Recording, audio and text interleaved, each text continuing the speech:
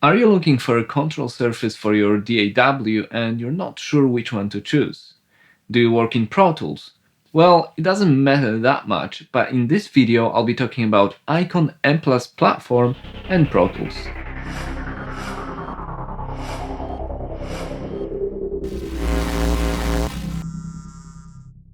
Hi, I'm Mike, producer of Casefile True Crime Podcast and Casefile Presents shows. On this channel, I'm releasing videos on podcasting, audio, and what's like to be a podcast producer. So if you enjoy the content, hit subscribe and notification buttons. A control surface lets you control what is happening in your audio sequencer with physical faders, knobs, and buttons. Do you need one for producing podcasts?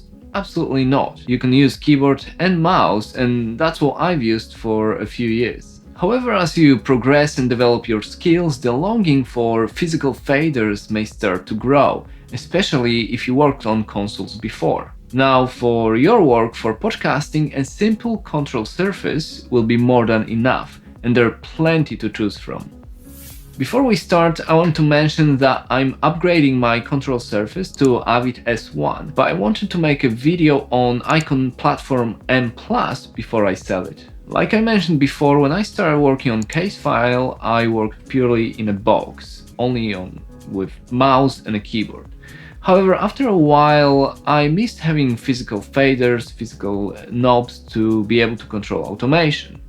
So I started looking at a control surface. However, I didn't want to spend money, as I didn't have any just yet. So for a little while I used a control wheel on my audio interface Audient ID4, and that let me control just one parameter. After some time though, I decided I want to have a proper control surface with 8 faders. Now the problem is that I work in Pro Tools, and Pro Tools works on Yukon system, and that's a closed system, meaning third-party manufacturers can't make hardware for it, only Avid can. And of course, their hardware is very expensive. At that time when I was looking for one, they had a 8-fader control surface called Avid Artist Mix, and that cost around £900. I didn't want to spend that much money on it.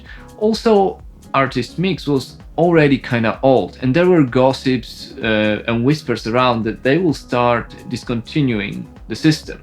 It's now known that they will support Avid Artist Mix up to 2024. So looking something more within my budget, I found Icon M+ platform, which was an 8-fader control surface with motorized faders. It works in Pro Tools, however, it uses Huey system, which is quite limited. For my work, I only wanted faders, knobs, and transport buttons. And M+ platform was less than £300, so I got it, that was a couple of years back. Now, I haven't tested Icon M+ in other software, only in Pro Tools, so my experiences are somewhat limited. What I can remember is that it didn't work straight out of the box, and I spent quite a lot of time looking online how to get it working out. I've updated the software, I updated the firmware, but still, it wasn't as easy. They now have a document on their website that sort of guides you how to set it all up though. But first, let's start what I like about the Surface. 1. The price. The M+ Surface is cheaper than others, especially cheaper than anything from Avid. And you know, having these 8 motorized faders that move with automation is a great selling point as well. 2. The build. It's kinda sturdy and it sits well on the shelf under my desk. I also like how it lights up and the colors of the buttons, the lights of the buttons. And 3. Motorized faders. And that's why I went for Icon M+ platform, is the motorized faders. They give you the feel, they moved it with the automation, it kind of feels like you're working on a proper console. And they're also touch sensitive, and they make it easy to track automation during the mix. Okay, but what didn't I like about working on M+? 1. Huey and the setup. Like I mentioned already, it wasn't easy to set it all up, it's not plug and play. Also, Huey connectivity is kinda limited, the master fader on the surface didn't work, the knobs don't work properly, and it just kinda feels very restrictive within Pro Tools. And 2. Motorized faders. They are nice to track automation, however, when writing automation, when mixing, sometimes they jump up and down by themselves, or they just block you and they get stuck, and it's kind of annoying. It doesn't happen all the time, but it does happen. And I reckon it's also because of that HUI connectivity with Pro Tools. Apart from that, the transport buttons work fine, it's easy to move channels up and down, and at its core, this control surface does what it needs to do. I used it for a couple of years and I pushed back through these limitations. However, it also put me off digging more into the system, like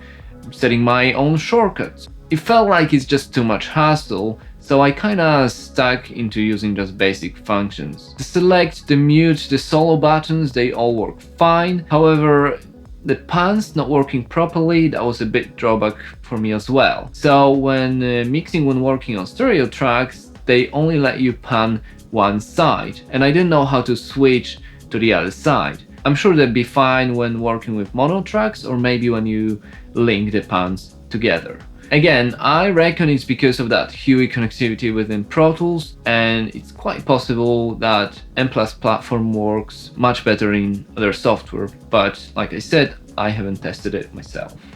I said I'm upgrading, and well, last year Avid released a successor to Avid Artist Mix, which is S1 console. It's a modular control surface with 8 motorized faders that work on Yukon system.